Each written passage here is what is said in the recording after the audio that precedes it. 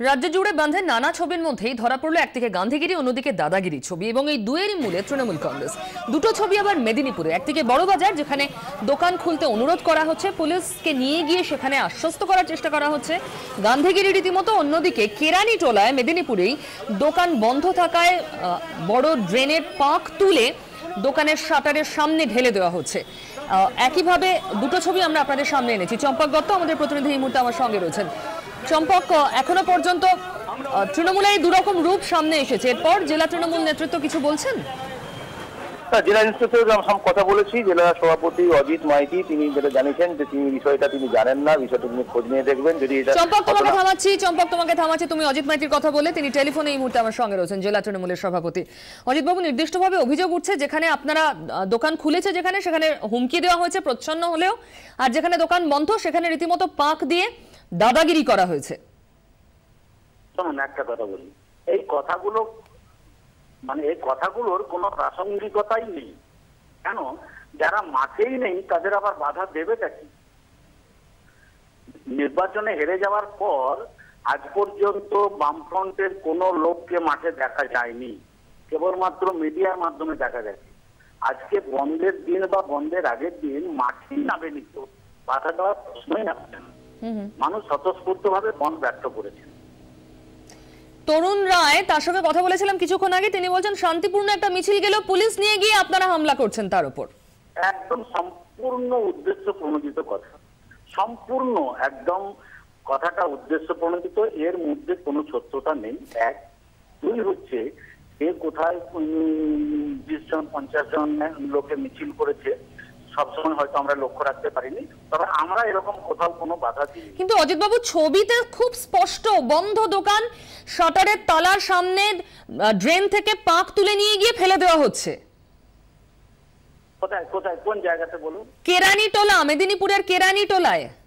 হ্যাঁ, সেই ছবি পুরোটা পাক তোলা এবং কোদালে করে নিয়ে এসে দোকানের সামনে ফেলা, পুরোটা ক্যামেরা বন্দী হয়েছে। হাতে তৃণমূলের পতাকা। না, হাতে তৃণমূলের পতাকা নিয়ে বাইরের কেউ যদি ফেলে দেয় তার জন্য তৃণমূলটা নয়। আজকে বন্ধের দিনে তৃণমূল বহু জায়গায় পতাকা টাঙিয়েছে, সেই পতাকা তুলে নিয়ে গিয়ে কেউ ফেলতে পারে। তবে আমাদের দলের খুব কঠোর নির্দেশ দেওয়া আছে, কেউ কোনো বেহিচেবি আচরণ করবেন না। এবং আজকে এত বড় একটা বন্ধ ব্যর্থ হলো সারা জেলায়, দেখুন একটাও ঘটনা সেরকম ঘটেনি, একটাও। এটা বরং ধন্যবাদের যোগ্য। অজিত বাবু, স্থানীয় দোকানদাররা নির্দিষ্টভাবে বলছেন যারা এই কাজ করছেন তারা তৃণমূলের সমর্থক। যারা বলছেন তারা ভুল বলছেন, তারা ঠিক বলছেন না। আর তৃণমূলের কে করেছে আমি জানি না, যদি কেউ করে থাকে খোঁজ খবর নেবো, তবে অবশ্যই আমি বলতে পারি আমরা যেভাবে আমাদের দলের নির্দেশ দিয়েছেন, আমরা যে নির্দেশ দিয়েছি, তৃণমূলের কাজ এসব কাজ করবে না। তবে আরেকটা কথা বলি, এসব ছোটখাটো ব্যাপার হাইলাইট করে খুব সুবিধা হবে না, কারণ বন খুব নিশ্চিদ্র ভাবে ব্যর্থ। তাহলে আপনি কি সাজেস্ট করছেন, এই ধরনের ছবি ক্যামেরা বন্দী হলে আমরা দেখাবো না? দেখাবেন, শিওর দেখাবেন, আপনি নিশ্চয়ই। হাইলাইট বলছেন কেন? যেখান থেকে আমরা বন্ধ সফল হয়েছে সেক্টর 5-এ, বন্ধ অসফল হয়েছে সেক্টর 5-এ, সেটাও যেমন দেখাচ্ছি, অন্যদিকে তৃণমূল কর্মীদের বিরুদ্ধে অভিযোগ তারা বন্ধ দোকানের সামনে পাক ফেলছেন, সেটাও তো আমরা দেখাবো। হ্যাঁ, দেখাতে পারেন, আপনার ক্যামেরা আছে, আপনি দেখাবেন। আর আমাদের হাতে মানুষ আছে, আমরা দেখাচ্ছি যে মানুষ কিভাবে বাতিল হয়ে যাওয়া লোকেদের ডাকা এই বন্ধ ব্যর্থ করে দিয়েছেন, আমরা দেখাচ্ছি মানুষকে দিয়ে। অজিত বাবু, যারা এই ধরনের বন্ধ দোকানের সামনে পাক ফেলছেন তারা কারা? আপনি বলছেন এরা তৃণমূল নন, তাহলে কারা করবেন? দোকানদাররা নিজেরা তো এটা করবেন না। না, কারা করছে আমি তো জানি না। এই মুহূর্তে এত বড় জেলা, কোথায় কোথায় কি ঘটনা ঘটেছে জানি না, আমি নিশ্চয়ই খোঁজ নেবো। তবে আমার নিশ্চিত ধারণা তারা তৃণমূলের কেউ নয়। স্থানীয় দোকানদাররা তো বলছেন তারা তৃণমূলের।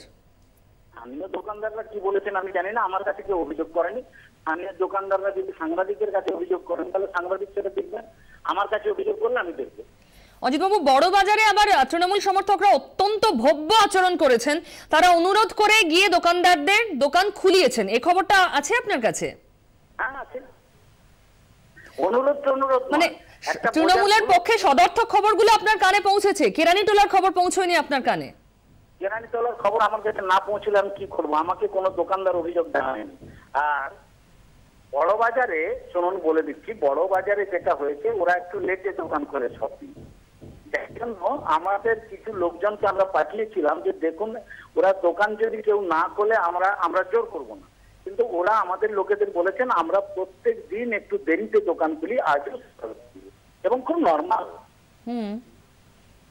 আর যেখানে দোকান খোলা হলো না সেখানে বন্ধ যারা অসফল করতে চান তারাই গিয়ে পাক ফেলছেন, অর্থাৎ তৃণমূলের সমর্থকরা।